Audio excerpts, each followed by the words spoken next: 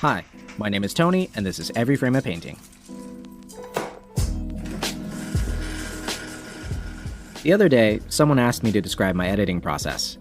So I started talking about organizing footage and doing selects, and she said, no, your actual process. Like, how do you know when to cut? And I couldn't describe it at all. Like a lot of editors, I cut based on instinct. Nothing gets in the way of the editing process. It's the process of your thinking. I don't cut from what I call knowledge. I have to come into and I have to feel it. It's the same way for me. I have to think and feel my way through the edit. So today, I'd like to talk about that process. How does an editor think and feel?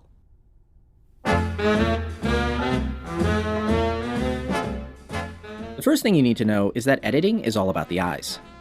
More than any other factor, the eyes tell you the emotion of the scene. And the great actors understand that they convey more through their eyes than through dialogue. I said, well, I haven't got anything to say. So he said, what do you mean you haven't got anything to say? He said, of course you've got things to say. You've got wonderful things to say. But you sit there and listen, think of these extraordinary things to say. Elliot, sweetheart, have you tried these? These are wonderful. And then decide not to say them. That's what you're doing. And when I'm watching footage, this is what I'm looking for. Moments where I can see a change in the actor's eyes, like when he's making a decision. Shots like these are powerful because they work so well with other shots. For instance, when we cut from his eyes to what he's looking at, it tells us, without words, what he's thinking. The next concept was really hard for me to learn. Emotions take time. When we watch people on screen, we feel a connection to them. And that's because we have time to watch their faces before they speak.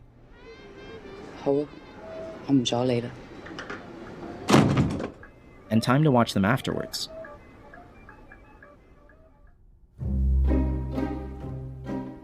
Editors have to decide, how much time do I give this emotion? So let's try an exercise. Look at this shot. What do you feel while watching this?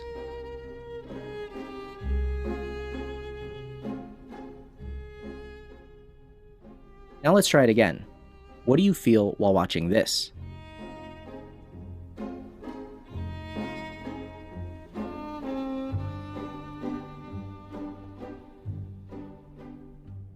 Was it a different emotion?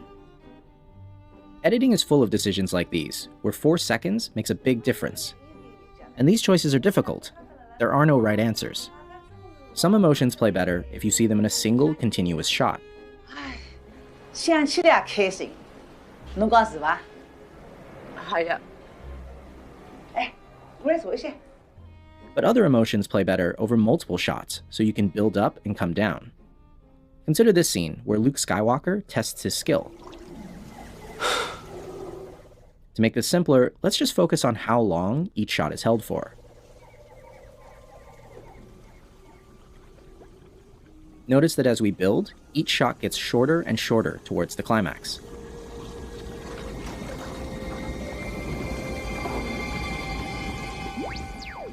But after 5 shots, we hit the peak and start coming down.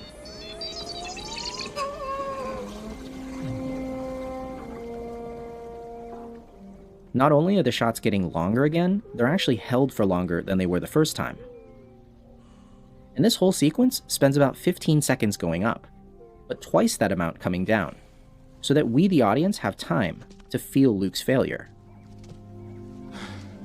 I can't. It's too big. But what happens if you shorten this timing? Let's take a look at a very similar scene, done more recently. See if you can feel the difference.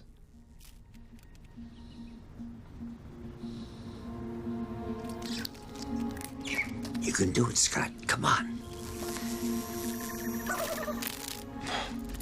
They're not listening to me. Did you believe that emotion? Because in this scene, Scott's failure took 30 frames. By comparison, Luke Skywalker's failure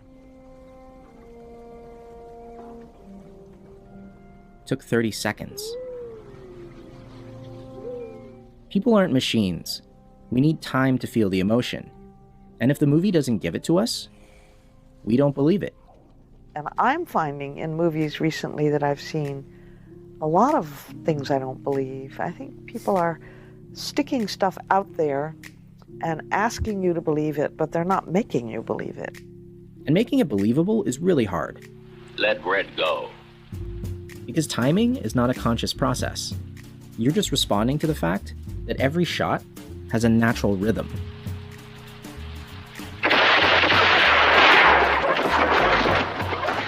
There's an inbuilt relationship between the story itself and how to tell a story and the rhythm with which you tell it. And editing is 70% about rhythm. Sometimes the rhythm is obvious, like when the actor is doing something really physical.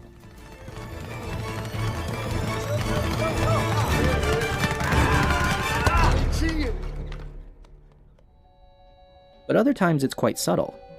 For instance, the rhythm of people walking back and forth.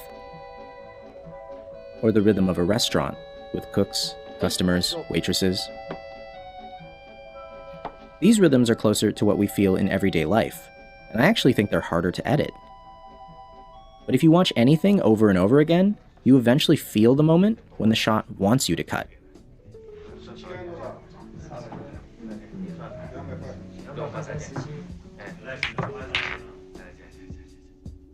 Classical Hollywood editing is all about cutting with the rhythm. And this is what we mean when we say that editing is invisible. The cut happens so naturally. Is there anything else you'd like to know about me? That you don't notice it. Would you like to go over to my room? But you don't always have to be invisible. Some emotions play better if you cut in a jarring way, like if someone is agitated.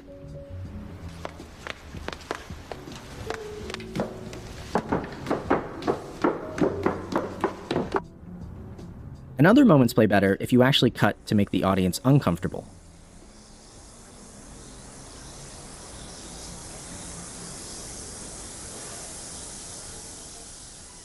One of the things Marty's always encouraged us to do is to sometimes hold just a little bit too long.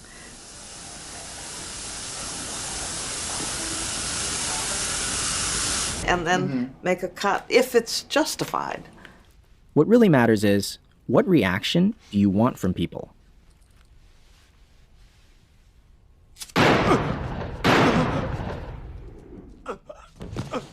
Because sometimes you can only get that with an unusual cut.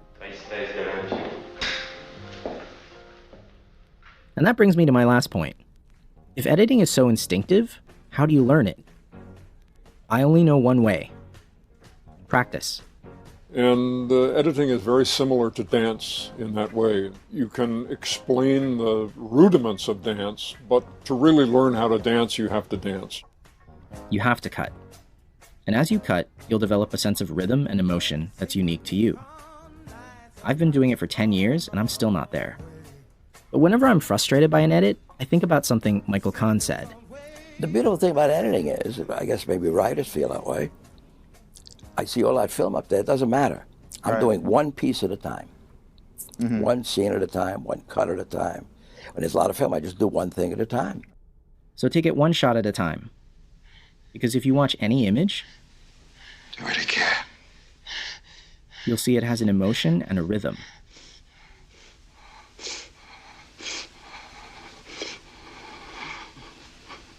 And you have to feel when to